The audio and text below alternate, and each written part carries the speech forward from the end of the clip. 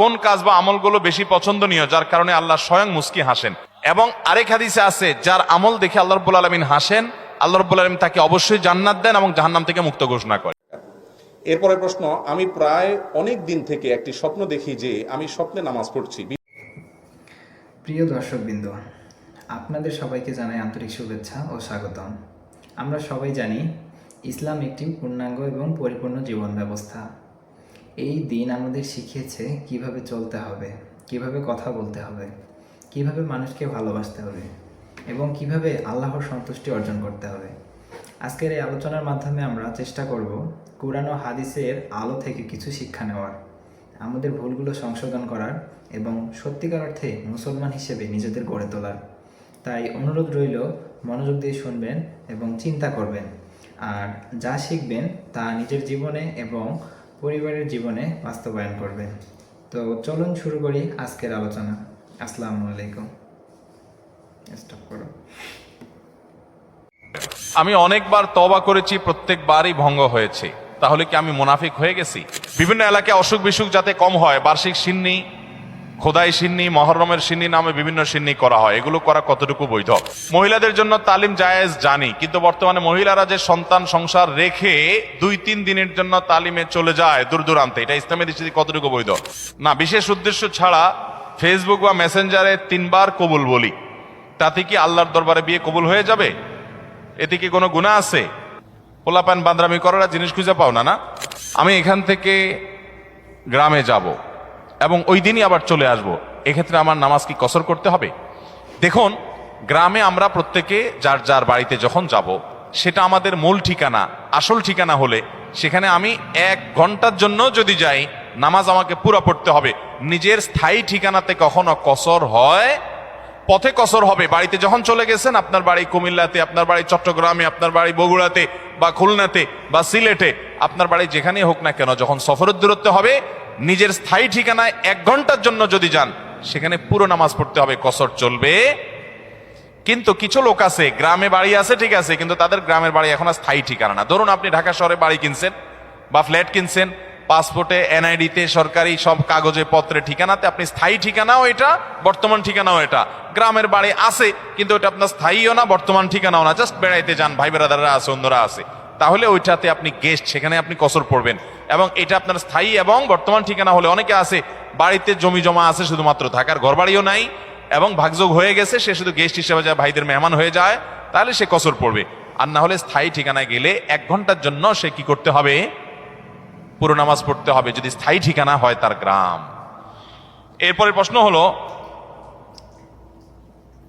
আমি অনেকবার তওবা করেছি, প্রত্যেকবারই ভঙ্গ হয়েছে, তাহলে কি আমি মুনাফিক হয়ে গেছি?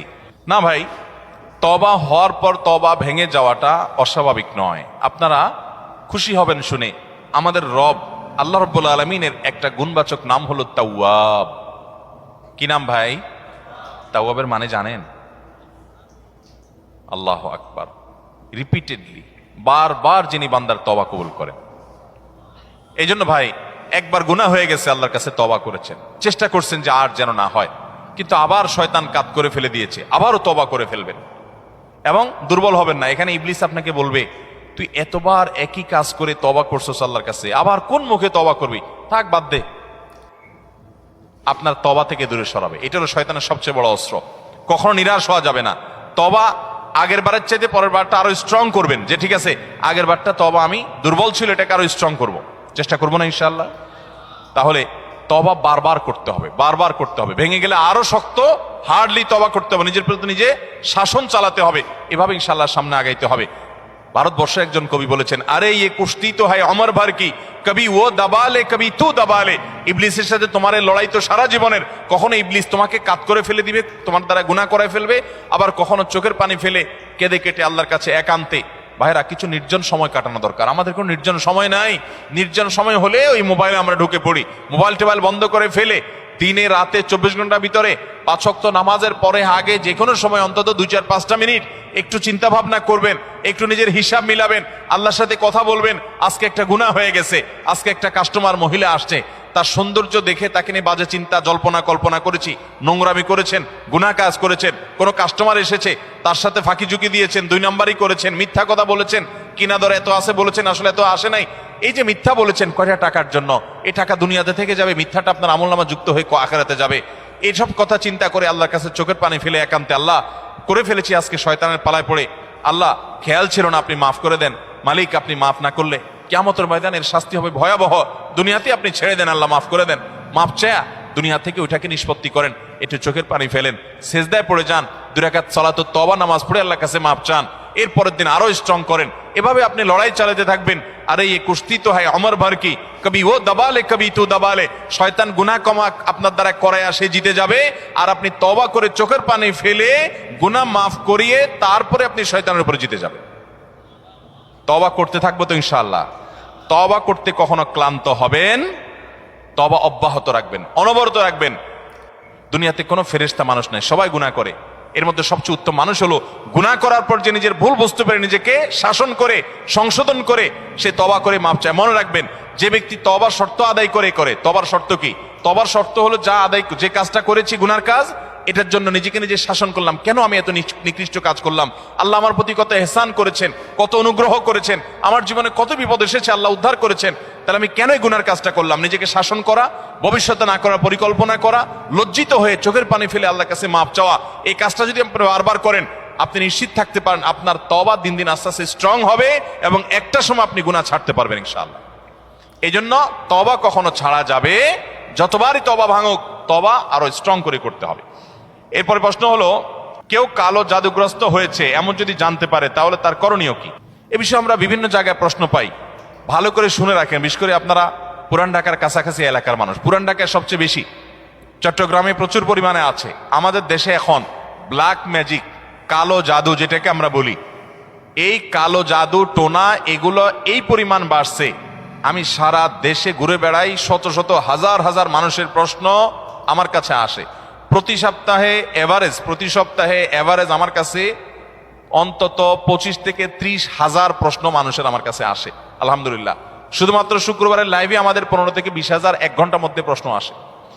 এই হাজার হাজার প্রশ্ন নিয়ে আমরা কাজ করি। মানুষের অবস্থা আমি জানি প্রশ্নগুলোর মাধ্যমে।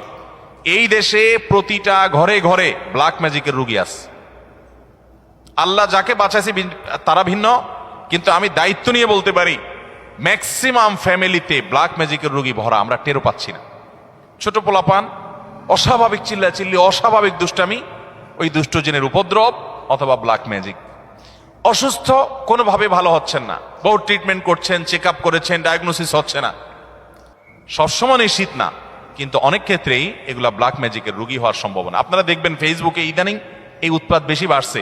বিভিন্ন পোস্টের কমেন্টে দেখবেন পোস্টার দিয়া প্রচার করে তান্ত্রিক অমুক কামরূপ কামাখ্যা থেকে প্রশিক্ষণ প্রাপ্ত। দেখছেন নি? এগুলো হলো শয়তানের খালাতো ভাই, সাক্ষাৎ খালাতো ভাই।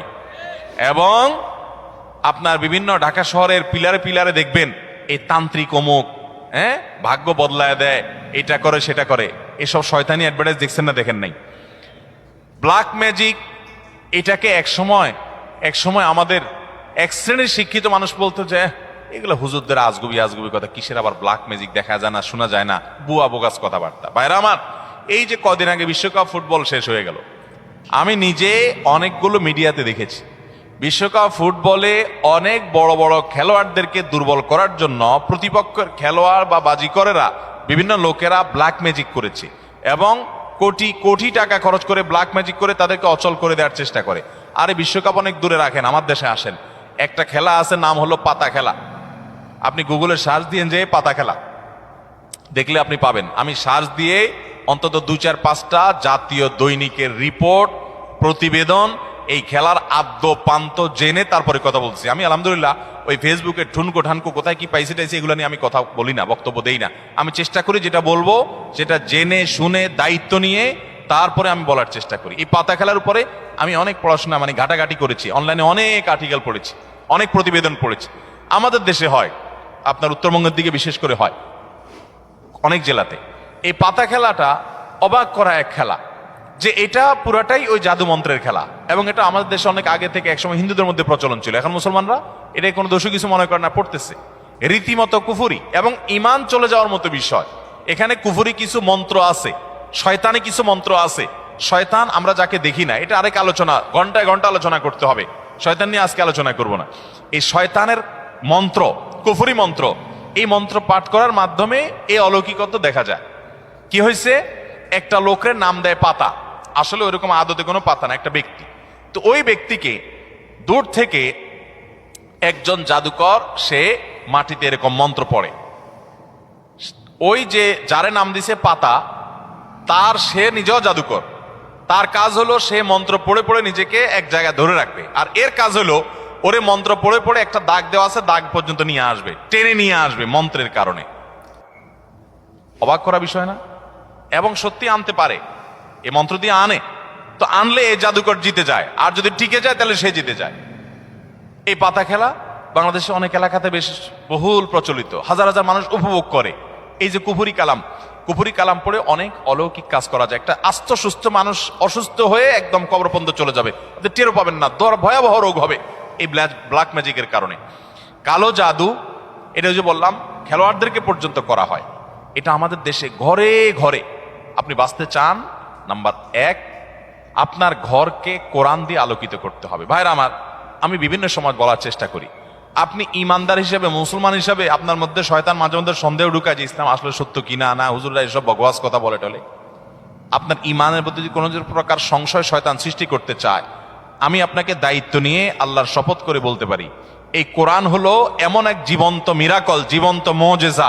এই কোরআনের অলৌকিকত্ব দেখার পর আপনি ইমান আনতে বাধ্য হবেন। পৃথিবীতে যত বেঈমান মুসলমান হয়, যত কাফেররা ইমান আনে, তাদের বেশিরভাগ দেখবেন এই কোরআন যখন নির্মোহভাবে আগাগোড়া পড়ে ফেলে, সে এর কাছে মাথা নত করা ছাড়া কোনো উপায় থাকে না। ওমর রাদিয়াল্লাহু তাআলা আনহুর মতো জাদ্রেল মানুষ যাচ্ছিলেন নবী করিম সাল্লাল্লাহু আলাইহি ওয়াসাল্লামকে হত্যা করার জন্য, বোনের বাসায় যায় দেখে বোন তেলাওয়াত করতেছে, আওয়াজ শুধু শুনছে, তেলাওয়াত শুনেই পাগল হয়ে গেছে। আরে এ তো সাধারণ কোনো কথা না, আকৃষ্ট হয়ে গেছেন। তরবারি হাতে নিয়ে নবী সাল্লাল্লাহু আলাইহি ওয়াসাল্লামের দরবারে চলে গেছেন। সাহাবীরা তো ঠেকাইতে আছে, নবী সাল্লাল্লাহু আলাইহি ওয়াসাল্লাম তো জানেন ওহী পাঠাইছে আল্লাহ তাআলা, বলে আসতে দাও, ঠেকাইও না। গেছে হত্যা করার জন্য, ইমান নিয়ে ফিরে চলে আসছে কোরআনের কারণে। মুসলমানদের বাসা বাড়িতে আজকাল কোরআন তেলাওয়াত হয় না। আপনার বাসা বাড়িতে কোরআন তেলাওয়াত চালু করেন, আওয়াজ দিয়ে, উচ্চস্বরে, মনে মনে না, আওয়াজ দিয়ে কোরআন তেলাওয়াত চালু করেন, কোরআন পড়েন এবং অডিও চালায় রাখেন। ব্ল্যাক ম্যাজিক, দুষ্টজনের উপদ্রব থেকে বাঁচার জন্য এটা মহা ঔষধ। বিশেষ করে একটা সূরা, সূরা বাকারা জোরে জোরে নিজেরা তেলাওয়াত করেন। তেলাওয়াত করতে পারেন না তো অডিও চালায় রাখেন। সূরা বাকারার তেলাওয়াত যত বেশি ভাষায় চালু করে রাখবেন, নবী সাল্লাল্লাহু আলাইহি ওয়াসাল্লাম হাদিসে বলা আছে, দুষ্টজিন এবং শয়তান ভাষায় প্রভাব ফেলতে পারবে না। এক। দ্বিতীয় আমল, তাহলে কোরআন বেশি বেশি পড়বেন, বিশেষ করে সূরা বাকারা। দ্বিতীয় আমল হলো সকাল সন্ধ্যার দোয়া এবং জিকির, এগুলা নিয়মিত পড়বেন, এগুলা রক্ষা কবচের মতো কাজ দেয়। তৃতীয় আমল হলো ঘরের মধ্যে কোনো হারাম জিনিস রাখবেন না, ছবি টবি এটা সেটা রাখবেন না, এবং গুনাহমুক্ত রাখবেন বা ঘরকে। 4 নম্বর আমল হলো যতবার বাসায় ঢুকবেন বিসমিল্লাহ পড়ে ঢুকবেন, বের হওয়ার সময় বিসমিল্লাহ পড়ে বের হবেন। টয়লেটের দরজাগুলো বন্ধ রাখবেন, ঢুকতে বিসমিল্লাহ পড়ে ঢুকবেন, এই দোয়া পড়ে ঢুকবেন, বের হওয়ার সময় দোয়া পড়ে বের হবেন। খাওয়ার সময় বিসমিল্লাহ পড়ে খাবেন, প্রত্যেকটা কাজে বিসমিল্লাহ করবেন, শয়তান অংশগ্রহণ করতে পারবে না ইনশাআল্লাহ। আর বিশেষভাবে 3 কুল সকাল সন্ধ্যা, কুল হুয়াল্লাহ, কুল আযুল ফালাক, কুল রাব্বিন নাস, 3 বার সকাল সন্ধ্যার আমলের মধ্যে এটা চলে আসছে। আলাদা করে এটা রাতে, সকাল সন্ধ্যায় বিভিন্ন সময় পড়বেন ইনশাআল্লাহ। বিদিন আল্লাহ তাআলা এই দুষ্টজিন এবং ব্ল্যাক ম্যাজিক থেকে বেঁচে থাকার তৌফিক দান করবেন। এরপরে প্রশ্ন হলো, আসুন্নাহ ফাউন্ডেশনের দেওয়া অফিস আসিফ হুজুরকে দিয়ে রুকিয়া করা হয়েছে, আপনি কি রুকিয়া করেন? না ভাই, আমি রুকিয়া করি না। তবে আমরা অনেক রাকিকে চিনি ব্যক্তিগতভাবে, কেউ চাইলে বলি ভাই অমুকের কাছে যান, বিভিন্ন রাকিরা আছে, আপনারা অনলাইনে খুঁজতে পারেন। বিভিন্ন এলাকায় অসুখ বিসুখ যাতে কম হয়, বার্ষিক সিন্নি, খোদাই সিন্নি, মহররমের সিন্নি নামে বিভিন্ন সিন্নি করা হয়, এগুলো করা কতটুকু বৈধ? অসুখ বিসুখ হলে আল্লাহর কাছে তওবা ইস্তেগফার করবেন, দোয়া পড়বেন এবং ডাক্তারের কাছে যাবেন। অসুখ বিসুখের জন্য দান সাদাকা করবেন। কিন্তু এই যে আপনার সিন্নি দেওয়া মানে হলো, ধরেন আপনার এই উপলক্ষে মিলাদের আয়োজন করলেন, নবী করিম সাল্লাল্লাহু আলাইহি ওয়াসাল্লাম বা সাহাবা একরাম কেউ এরকম অসুখ বিসুখ হলে, বিপদ আপদ হলে এরকম কোনো কাজ করতেন বলে আমাদের জানা নাই। বিধায় খেয়াল রাখতে হবে যে এগুলা কোনো সুন্নাহসম্মত আমল না। মহিলাদের জন্য তালিম জায়েজ জানি, কিন্তু বর্তমানে মহিলারা যে সন্তান সংসার রেখে 2-3 দিনের জন্য তালিমে চলে যায় দূর দূরান্তে, এটা ইসলামের দৃষ্টিতে কতটুকু বৈধ? এটা সম্পূর্ণ অবৈধ কাজ। অনেক জেলাতে আছে মহিলারা স্বামীর সংসার রেখে অনেক দূরে চলে যায় আরেক জেলাতে, এবং এইসব তালিমের জন্য মহিলাদেরকে যারা ফুসলায়, সংসার রেখে ছেলে মেয়ে রেখে চলে যায়, তারা বলে আরে আল্লাহর নির্দেশ বড় না স্বামীর নির্দেশ বড়, রাখো তোমার স্বামীর নির্দেশ মানা লাগবে না। তো আল্লাহ কি তোমার আরেক জেলা যাওয়ার নির্দেশ করছে? কোথায় কোরআনে বলছে যে অমুক জেলা যাও? এগুলো সব শয়তানের বুঝ। স্বামী অথবা বাবা, বড় ভাই, অভিভাবকের নির্দেশ বাদ দিয়া মাহরাম ছাড়া যদি আরেক জেলা সফর করে, আরে মাহরাম ছাড়া তো হজ করা পর্যন্ত জায়েজ নাই। এক সাহাবী জিহাদে যাবে নবী সাল্লাল্লাহু আলাইহি সাল্লামের সাথে, নবী সাল্লাল্লাহু আলাইহি সাল্লাম যখন শুনছেন ওনার স্ত্রী হজ করতে যাবে, বলছেন যে তোমার জিহাদে যাওয়া লাগবে না, যাও তোমার স্ত্রীর সঙ্গ দাও, কারণ তার সফরে মাহরাম হিসাবে তুমি তার সাথে থাকতে হবে। বিধায় এই তালিমের নামে এক জেলা থেকে আরেক জেলা মাহরাম ছাড়া যদি এরকম যায় তাহলে সেটা জায়েজ হবে না, গুনাহ হবে। এরপরে প্রশ্ন হলো, ভুল করে বা রাগের মাথায় যদি কসম করি, কিন্তু পরে দেখা গেল আমি যেটা কসম করেছি যে আমি এটা কখনোই করব না, কিন্তু সেই কাজটা আমি বাধ্য হয়ে করে ফেললাম, তাহলে এই ক্ষেত্রে আমার করণীয় কি? এই ক্ষেত্রে আপনার করণীয় হলো কাফফারা দিবেন। কসমের কাফফারা হলো হয় 10 জন মিসকিনকে খাদ্য দান করবেন, আর না হলে 3 দিন রোজা রাখবেন, বাস। তাহলে কসমের কি হয়ে যাবে? কাফফারা হয়ে যাবে। আল্লাহর কাছে কোন কাজ বা আমলগুলো বেশি পছন্দনীয় যার কারণে আল্লাহ স্বয়ং মুস্কি হাসেন? আল্লাহ রাব্বুল আলামিনের হাসিটা তার শান অনুযায়ী কেমন সেটা আল্লাহ ভালো জানেন। তবে হাদিসে বিভিন্ন বর্ণনা থেকে আছে যেটি হয়, বিশেষ করে শীতের সময় যখন কনকনে ঠান্ডা শীত উপেক্ষা করে কেউ যখন উঠে নামাজে দাঁড়িয়ে যায়, নবী করিম সাল্লাল্লাহু আলাইহি সাল্লামের হাদিসে লেখা আছে যে আল্লাহ রাব্বুল আলামিন বান্দার এই আমলটা দেখে হেসে দেন। এবং আরেক হাদিসে আছে যার আমল দেখে আল্লাহ রাব্বুল আলামিন হাসেন, আল্লাহ রাব্বুল আলামিন তাকে অবশ্যই জান্নাত দেন এবং জাহান্নাম থেকে মুক্ত ঘোষণা করেন। এজন্য শীতের দিনে ফজরের নামাজ, তাহাজ্জুদের নামাজের গুরুত্ব অন্য সময়ের চাইতে অনেক বেশি। আমি একজন যুবক, আমরা অনেক সময় মজার ছলে বা বিয়ের উদ্দেশ্যে না, বিশেষ উদ্দেশ্য ছাড়া ফেসবুক বা মেসেঞ্জারে 3 বার কবুল বলি, তাতে কি আল্লাহর দরবারে বিয়ে কবুল হয়ে যাবে? এতে কি কোনো গুনাহ আছে? পোলাপান বান্দরামি করার জিনিস খুঁজে পাও না? অনেক পোলাপান এগুলো করে। এমনকি এই যে নাটক সিনেমাতে অনেক সময় অভিনয়ের অংশ হিসাবে এগুলো করে না অভিনেতারা? এদের মধ্যে কেউ যদি মুসলমান হয়, কারোর যদি আল্লাহর প্রতি বিশ্বাস না থাকে তার কথা ভিন্ন হয়, বেঈমান নিয়ে আমাদের আলাপ নাই। যে মুসলমান, যে আল্লাহর প্রতি ঈমান আছে, তার জানতে হবে নবী করিম সাল্লাল্লাহু আলাইহি সাল্লাম বলেছেন সালাতুন জিদ্দুহুন্না জিদ্দুন ওয়া হাজলুহুন্না জিদ্দুন। 3টা বিষয় সিরিয়াসলি করলে যা হবে, দুষ্টমি, রসিকতা, অভিনয়, মজা করে করলে তা হয়ে যাবে কাহিনী বড় খতরনাক, বড় জটিল। অতএব আপনি দোস্ত দুষ্টামি করে কোনো ক্লাসমেট মেয়েকে বললেন অন্য 2-3 দোস্তের সামনে যে আমি ওরে বিয়ে করলাম, এবং সেও অ্যাডাল্ট, আপনিও অ্যাডাল্ট, 2 জন সাক্ষীও আছে। আর বিশেষ করে নাটকে যেটা হয় যে অভিভাবক অনেক সময় থাকে, যদি সত্যিকারের অভিভাবক থাকে, ওখানে তো সব বকওয়াস অভিভাবক। মেয়েদের তো বিয়ে অনেক আমাদের মতো মেয়েদের বিয়ে অভিভাবক ছাড়া হয় না, কিন্তু হানাফি মাযহাব অনুযায়ী অভিভাবককে জরুরি না, যদি অ্যাডাল্ট হয়ে যাবে তাহলে সেক্ষেত্রে হানাফি মাযহাবের আলোকে এই বিয়ে হয়ে যাবে। 2 জন সাক্ষীর সামনে শুধু বলছেন প্রস্তাব, সে বলছে কবুল, দুষ্টামি করে বলছেন, বাস কাহিনী খতম হয়ে গেছে। কথা বুঝেন নাই? খুব জটিল একটা বিষয়।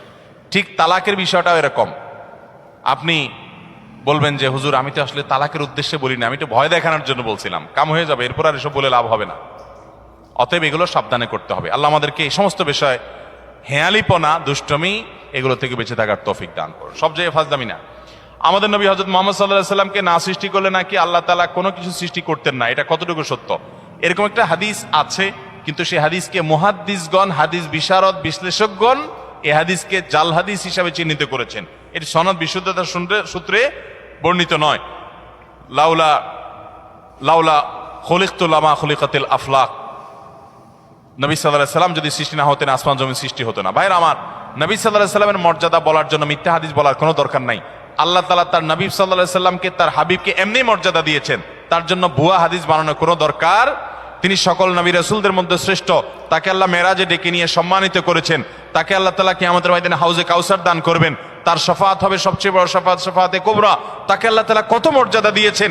অতএব ভুয়া ভিত্তিহীন হাদিস বলার দরকার নেই। বুখারীর হাদিসে আসছে, তিনি বলেছেন লা তুতরুনি কামা আতরাতিন নাসারা ইবনে মারইয়াম, খ্রিস্টানরা ঈসা আলাইহিস সালামের মর্যাদা বেশি বলতে গিয়ে ওনাকে আল্লাহর সন্তান বানায়া ঈমান হারা হয়ে গেছে। তোমরা আমার মর্যাদা বলতে গিয়ে এরকম সীমা লঙ্ঘন করবা না। এরপরে প্রশ্ন হলো, মোষ ধোয়া পানি পান করলে নাকি হারাম হয়, আসলে হাদিসে এমন কিছু আছে কিনা? মোষ ধোয়া পানি খেলে বা মোষ লাগলে কোনো কিছু খেতে গেলে সেটা হারাম বলে হয়। হারাম তো পরের কথা, অনেকে বলে মাকরু, হারামও হবে না মাকরুও হবে না। কারণ মোষ যদি থাকে আর পানি যদি আপনি খেতে যান তো একটু আধটু লাগবেই লাগবে, যত ছোট থাকুক একটু হইলেও লাগবে। এখন যদি বলেন যে না আমি লাগাবো না, তাহলে মোষ বড় রাখতে হবে অনেক, এবং সে মোষ কিছু একটা দিয়ে চিমটি দিয়ে ধরে উঠায় ধরে তারপর খাইতে হবে। এছাড়া তো আমি কোনো উপায় দেখি না।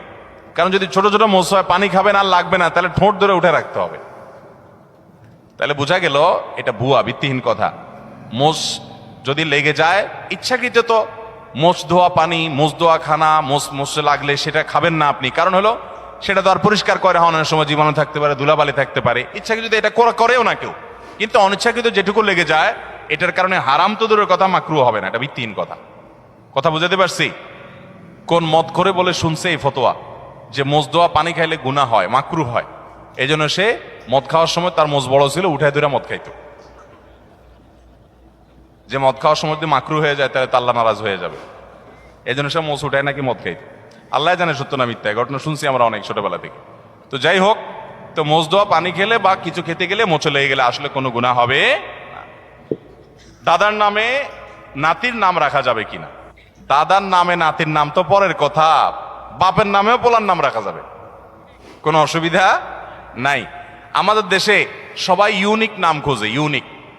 টল্টু, বল্টু, নান্টু, পিন্টু, গিন্টু, গেংটু, কি হাজিব আজিব নাম খোঁজে সব। আরে ভাই, সবাই বলে ইউনিক নাম লাগবে, আনকমন না লাগবে কেন? আপনাকে আনকমন নাম লাগবে কেন? শুনেন, সৈয়দ আবুল হাসান আলী নদভী রহমতুল্লাহ আলাই ভারতবর্ষের সবচেয়ে বড় আলেমদের একজন ছিলেন, এবং মুসলিম বিশ্বের নোবেল খ্যাত কিং ফয়সাল অ্যাওয়ার্ড পুরস্কার, এটা সারা বিশ্বে, বিশেষ করে এই ভারতবর্ষে অল্প কয়েকজন মানুষ পাইছে, এর মধ্যে উনি একজন ছিলেন। অনেক বড় পণ্ডিত মানুষ ছিলেন। সারা ওয়ার্ল্ডের বড় বড় ইউনিভার্সিটি, অক্সফোর্ডের মতো ইউনিভার্সিটি, বড় ইউনিভার্সিটিগুলোতে অতিথি লেকচার হিসেবে তিনি লেকচার দিতেন, এবং মদিনা ইউনিভার্সিটির উপদেষ্টা পরিষদে ছিলেন অনেক শুরু থেকে। অনেক বড় ব্যক্তিত্ব ছিলেন সৈয়দ আবুল হাসান নদভী রহমতুল্লাহ আলাই। এ আল্লাহর বান্দা, তার পরিবারে কয়েকজন বাচ্চার নাম, কয়েক ভাই, একই ফ্যামিলিতে কয়েকটা ছেলে হয়েছে, সবগুলোর নাম রাখছে মোহাম্মদ। তাহলে একটা মুসিবত না? 4 ভাইয়ের নাম যদি মোহাম্মদ হয়, কোন মোহাম্মদ ডাক দিলে কোন মোহাম্মদ আসবে? এই জন্য পার্থক্য করার জন্য নাম দিছে মোহাম্মদ আউয়াল, মোহাম্মদ সানি, মোহাম্মদ সালেস, মোহাম্মদ রাবে। অর্থাৎ মোহাম্মদ ফার্স্ট, মোহাম্মদ সেকেন্ড, প্রথম মোহাম্মদ, দ্বিতীয় মোহাম্মদ, তৃতীয় মোহাম্মদ। তৃতীয় মোহাম্মদ বললে একজন আসে, চৌথ মোহাম্মদ আসলে আরেকজন আসে। এটা বলার উদ্দেশ্য হলো যে একই নাম, আমাদের দেশে অনেকে আমরা নাম চাই, হুজুর একটা নাম দেন, তো বলি ভাই সবচেয়ে উত্তম নাম আব্দুল্লাহ, আব্দুর রহমান হাদিসে আসছে। সবচেয়ে সুন্দর নাম কি নাম? আব্দুল্লাহ। এবং কিয়ামতের মধ্যে মানুষকে নাম ধরে ডাকা হবে। পোলার নাম টল্টু রাখবেন, তো আপনাকে আল্লাহ তাআলা ডাকবেন, ও টল্টুর বাপ আসো।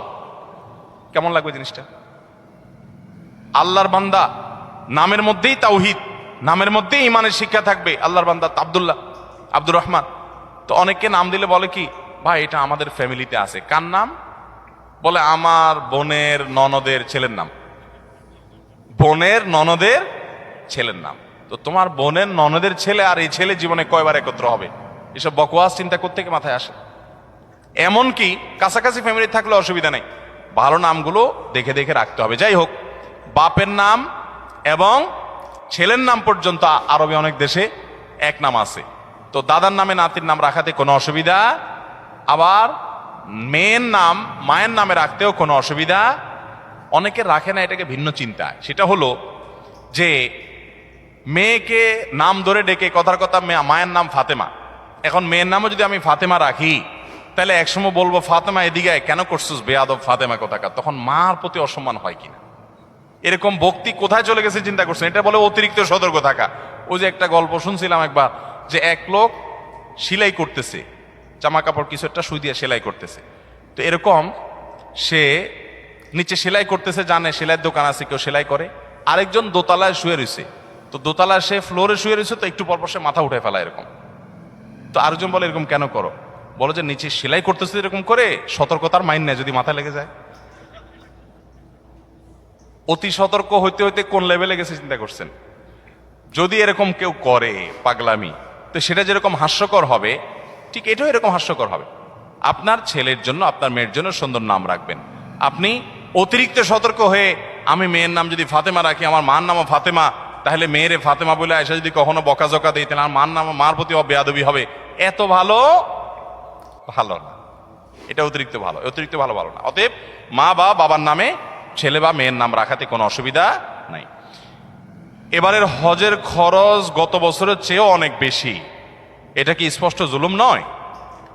ভাইরা আমার, হজের খরচ গত বছর ছিল স্মরণকালের সবচেয়ে ভয়াবহ খরচ। আমি নিজেও গেছি, 6 লাখ টাকা প্রায় লেগে গেছে। এবছর হলো প্রায় 7 লাখ। 6,80,000 না 75,000, 83,000, তাহলে 7 লাখের মতো প্রায়। গত বছর ছিল প্রায় 6 লাখের মতো। এই যে পার্থক্যটা হয়েছে, এটা মূলত রিয়াল ডলারের দাম বাড়ার কারণেই হয়েছে। কারণ হলো গত বছর হজের সময় রিয়ালের দাম ছিল 24 টাকা, 23 টাকা, এরকম 22, 23, 24 এই রেঞ্জের মধ্যে ছিল। এই বছর রিয়ালের দাম কত এখন? 28, 29, 30 টাকা। তাহলে 5 টাকা করে রিয়ালের প্রতি যদি দাম বাড়ে, সবকিছুই তো সেখানকার খরচ, অতএব বিশাল বড় একটা অংশ এখানে বেড়ে গেছে। এটা একটা বাস্তবতা। তবে সৌদি গভর্নমেন্টের কাছে আমাদের আবেদন থাকবে যে তারা হজের ক্ষেত্রে যেন আরেকটু দয়া এবং মায়া প্রদর্শন করে।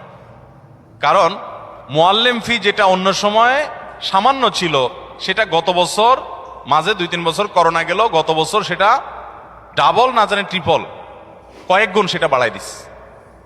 আমি গত বছর হজে যাওয়ার সময় চিন্তা করছি যে যেটা বোধ হয় 2,000-এর নিচে ছিল, ওইটা 5,000, 6,000 টাকা, 6,000 রিয়াল, টাকা না, সৌদি রিয়াল, তার মানে 1 লাখ প্লাস। এটা মুআল্লিম ফি। তো মুআল্লিম ফি যেটা নিচে মক্কা মিনা মুজদালেফাতে সার্ভিস দেয়, সেটার ফি, ঠিক আছে, এটা নিতে হবে, খরচের টাকা বুঝলাম। তো আগে যেটা ছিল ধরেন 2,000-এর ঘরে, সেটা হঠাৎ করে 6-7,000-এর ঘরে চলে গেল, 3 গুণে, এত বেশি, এত হাজার রিয়ালের ঘরে চলে গেল। আমি মনে করছি এবার বোধ হয় হজে নিয়ে জামাই আদরে রাখবে মনে হয়, এত টাকা যেহেতু নিছে তাহলে বোধ হয় খুব আদর যত্ন করবে। তো আমি দেখলাম না, আদর যত্ন কিছু না, হাজি এমনি কম নিছে, সেজন্য একটু ফ্রি আছে। শুধুমাত্র মিনা মুজদালেফা আরাফাতে টয়লেটের নিচে স্ল্যাব বসাইছে, যেটা আগে প্লাস্টিকের ছিল, ব্যাস। আমি আর দৃশ্যমান কোনো পার্থক্য দেখলাম না, বাস। এটার কারণে বা আর যেগুলো আছে সেগুলো উল্লেখযোগ্য এমন আহামরি কিছু না, মানে এটার কারণে অন্তত 3 গুণ টাকা বৃদ্ধি হবে বা 3-4 গুণ হয়ে যাবে, অনেক গুণ বৃদ্ধি হয়ে যাবে, এরকম কোনো বিষয় না। এরপরে আসুন, বিমান ভাড়া সম্ভবত এই বছর কত, 2 লাখ বোধ হয়, 2 লাখের মতো ধরছে। কল্পনাই করা যায় না, যারা বিভিন্ন দেশ সফর করেন তারা জানেন। নর্মাল সময়ে এখান থেকে জেদ্দা আসা যাওয়া যেই ভাড়া হয়, হজের সময় তার ডাবল দিতে হয়। এটা যৌক্তিক, ডাবল দিতে হয় যে এটা যৌক্তিক। কারণ যে বিমানগুলো স্পেশালি হাজিদেরকে নেওয়ার জন্য আসে, এগুলো খালি আসে, আবার হাজিদেরকে নিয়ে চলে যায়, আবার নামায় দিয়ে খালি চলে যায়। কারণ হজের সময় যে ধরেন 50,000, এবছর হয়তো আর অনেক বেশি যাবে, ধরেন 1 লাখ হাজি গেল, তো 1 লাখ হাজি হঠাৎ করে যাচ্ছে বাংলাদেশ থেকে, সৌদি প্রবাসীদের আসা যাওয়ার জন্য রুটিন বিমান আছে, সেগুলো যদি 1 লাখ লোক হঠাৎ করে যাচ্ছে, তাদের নিতে পারবে না, আলাদা বিমান দরকার হয়, ডেডিকেটেড বিমান লাগে, আরো অনেক ব্যাপার স্যাপার আছে। তো আলাদা করে হাজি সাহেবদেরকে নিতে হয়, আনতে হয়, সেজন্য ডাবল খরচ নিতে হয়। তো ডাবল খরচ যদি হয়, তো সেটাও 2 লাখ টাকা, 2 লাখ প্লাস বা 2 লাখের কাছাকাছি হওয়ার কথা না। এক্ষেত্রে থার্ড ক্যারিয়ার কে সুযোগ দেওয়া যেতে পারে। সেক্ষেত্রে যদি টেকনিক্যাল সমস্যা হয়, তাহলে বিমান ভাড়া সহনশীল হতে পারে। এমনকি ওমরার বিমান ভাড়া পর্যন্ত 1 লাখ, 1 লাখ প্লাস। আপনি এমনি সৌদি প্রবাসীরা আসা যাওয়া করে জিজ্ঞেস করেন ভাড়া কত, খুব আহামরি কিছু না, অনেক কম তার চাইতে। তো এই যে হজের খরচ, সেটা সহনীয় পর্যায়ে করা উচিত। এবং আমাদের সরকারের কাছে আমাদের দাবি থাকবে যে ক্রান্তি, নানা সময় অর্থনৈতিক অনটন থাকে, ঠিক আছে, ভারতের মতো দেশ যেখানে হিন্দু প্রধান দেশ, সেখানেও হজে ওমরাতে যথেষ্ট পরিমাণ সহনশীল রেট থাকে এবং ভর্তুকি দেওয়া হয় অনেক দেশেই। তো আমাদের দেশে হাজিদের জন্য অনেক কাজে তো ভর্তুকি দেওয়া হয়, যারা আল্লাহর ঘর হজ করতে যাবে তাদের জন্য ভর্তুকি দেওয়া যেতে পারে। তবে এখানে যে খরচটা হচ্ছে, সব খরচটা সবগুলো বেশিরভাগই সৌদি আরবই হয়, বেশিরভাগ কি 99%ই সৌদি আরবের খরচ, আমাদের দেশে খরচ নাই বললেই চলে। বিধায় রিয়ালের দাম বাড়ার কারণে আসলে অনেক বেশি বেড়ে গেছে। এই জন্য ভাইরা বলি, যারা হজ পিছাইছেন, অনেক লোক আছে এই মজলিসে, বহু লোক আছে আমি জানি, যাদের আজ থেকে 7 বছর 8 বছর আগে হজ করার ক্ষমতা ছিল, তখন 3 লাখ, 3.5 লাখ, 4 লাখ টাকা হজ করা যেত, কিন্তু করেন নাই, পিছাইতে এখন 7 লাখে আসছে। এক সময় যদি 14 লাখে যায়, আর তখন যদি বলেন আমার কাছে এত টাকা নাই, আপনি আল্লাহর কাছে দায়মুক্ত হবেন না। কারণ যখন কম ছিল তখন তো আপনার পরে হজ ফরজ ছিল, আপনার টাকা ছিল, আপনি কেন করেন নাই? এই জন্য নবী সাল্লাল্লাহু আলাইহি ওয়াসাল্লাম বলেছেন, কারণ হজ ফরজ হলে সে যেন বিলম্ব না করে। যদি সে বিলম্ব করে, সে জানে না পরবর্তীতে কি হবে, কি দুর্ঘটনা হবে। এই জন্য হজ ফরজ হলে বিলম্ব করবো না ইনশাআল্লাহ। ভাইরা আমার, আর কথা বলতে চাই না, রাত অনেক হয়েছে। বিভিন্ন দিক ফিরে, কখনো দেখি পূর্ব দিকে, কখনো দেখি উত্তর দিকে, কখনো দেখি দক্ষিণ দিকে। শুধু 2-3 দিন দেখছি পশ্চিম, শুধু 2-3 দিন দেখছি পশ্চিম দিকে ফিরে নামাজ পড়তে। কিন্তু আমি স্বপ্নে কখনো পরিপূর্ণ নামাজ পড়তে পারি না, কেননা কোনো সমস্যার কারণে, অর্থাৎ নামাজ পড়তে পারলে ঘুম ভেঙে যায় আপনার, এই তো। আর এই স্বপ্ন দেখার শুরু হয় আমার পরিপূর্ণ ইসলামে প্রবেশ করার পর থেকে। দয়া করে এই ব্যাপারে কিছু বললে উপকৃত হব। আপনি ইসলামে পরিপূর্ণ প্রবেশ করার পর থেকে এই নামাজ এই স্বপ্ন দেখছেন, আপনার এখানে প্রশ্নের মধ্যে একটা বড় ত্রুটি আছে। আপনি পরিপূর্ণ ইসলামে প্রবেশ করেছেন, এই সার্টিফিকেট নিজেকে নিয়ে দিয়ে দিলেন?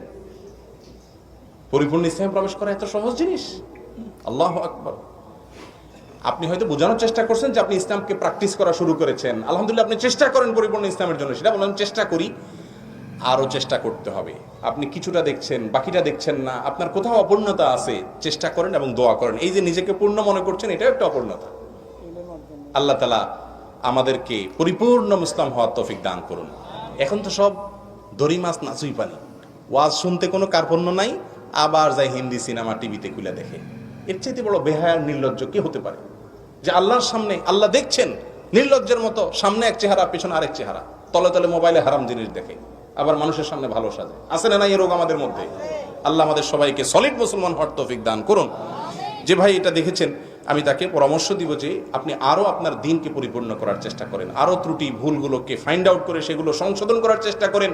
আপনি অপূর্ণ নামাজ দেখছেন, আপনার দিনের ভিতরে হয়তো কোনো অপূর্ণতা আছে, আপনি চেষ্টা করেন, তবে মন খারাপ করা যাবে না। আপনি যে দিনে আসছেন, অগ্রসর হয়েছেন, আল্লাহ শুকরিয়া আদায় করেন এবং ভালো হওয়ার চেষ্টা করেন।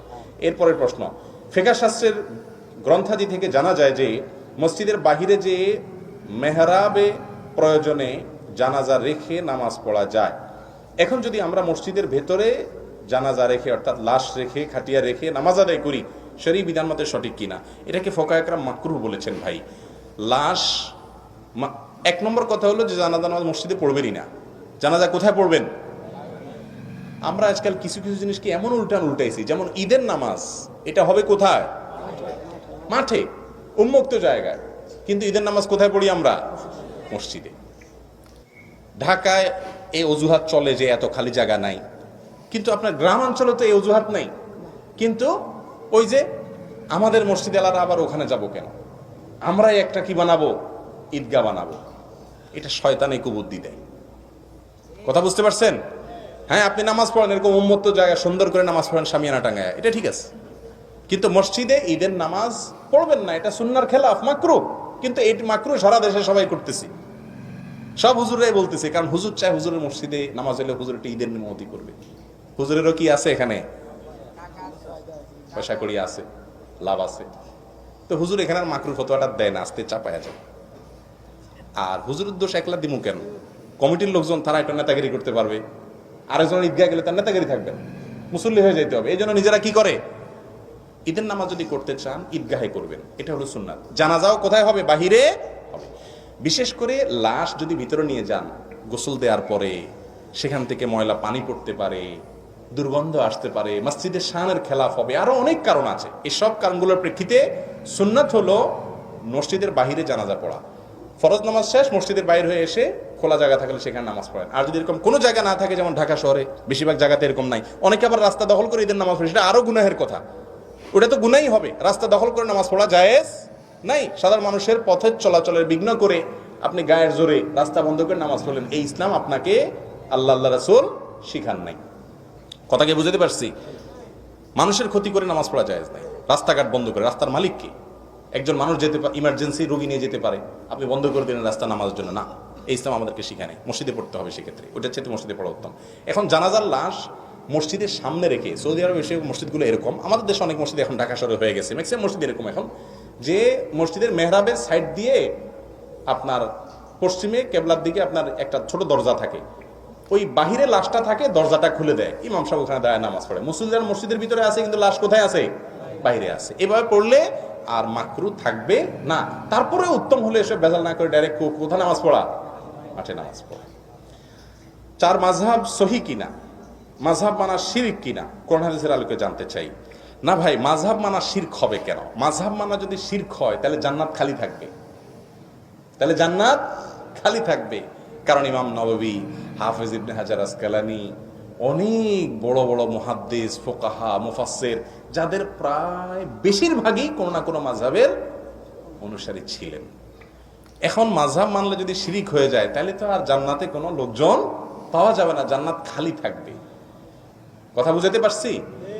তবে ইসলাম আমাদেরকে সব সময় বলে আমরা কোরআন এবং হাদিসের অনুসরণ করব। কার অনুসরণ করব? কোরআন এবং হাদিসের অনুসরণ করব, ওলামা ইকরামের অনুসরণ করব, কিন্তু সেটা আলা বাসিরাতিন, সেটা আলা দালিল। যে কোনো আলেম যা বলবে তার কথা শোনা শুরু করবেন এটা না। যখন পর্যন্ত কোরআন হাদিসের মধ্যে থাকবে, আপনাকে রাহবরি করবে, অবশ্যই ওলামা ইকরামদের কথা শুনবেন। আর কথা শুনেন আর না শুনেন, অশ্রদ্ধা করবেন। এখন একটা ট্রেন্ড চালু হয়ে গেছে হুজুরদেরকে নিয়ে ট্রল করা।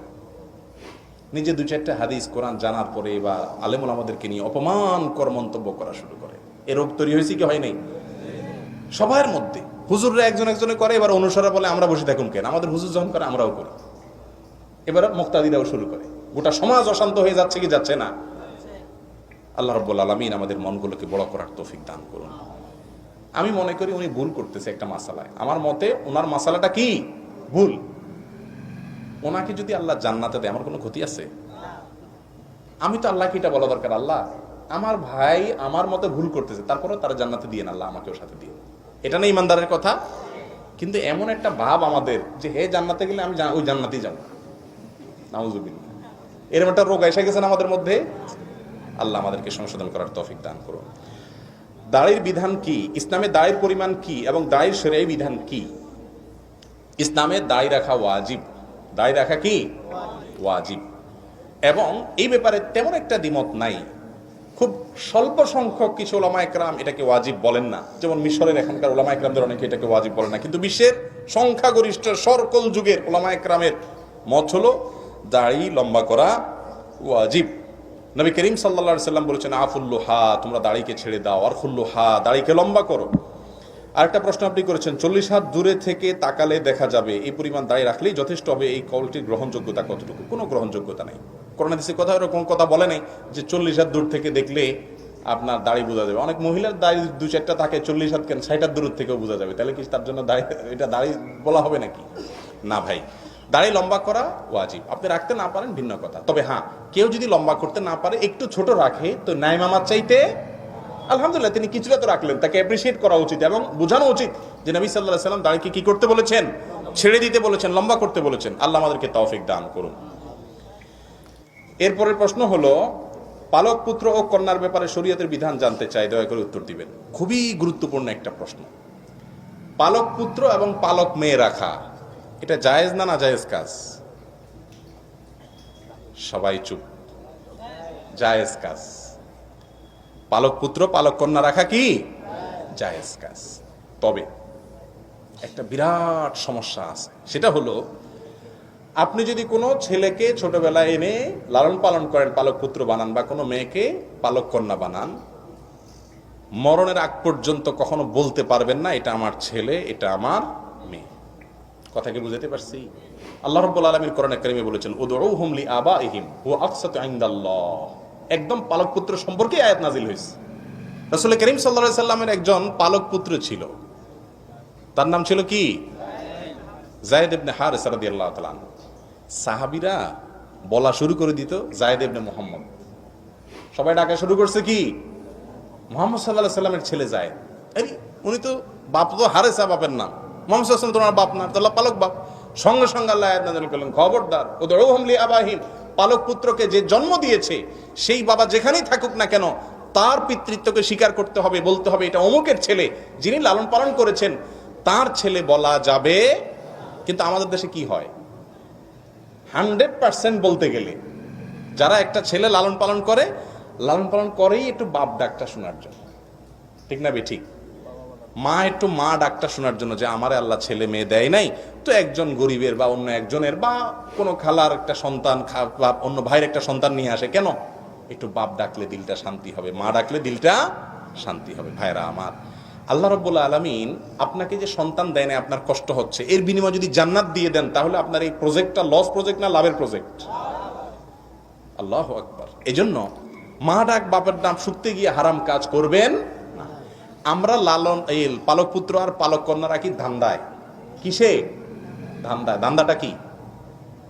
আমার ছেলে নাই, আমার একজন ওয়ারিশ হইল, পরে নকল ছেলে বানাই দিব, নকল মেয়ে বানাই দিব, এই না ধান্দা? আর ইসলাম বলে অবশ্যই ছেলে মেয়ে লালন পালন করবেন, গরিবের ছেলে মেয়েকে লালন পালন করবেন, কিন্তু উদ্দেশ্য হবে কোনো ধান্দায় না, সওয়াবের উদ্দেশ্যে।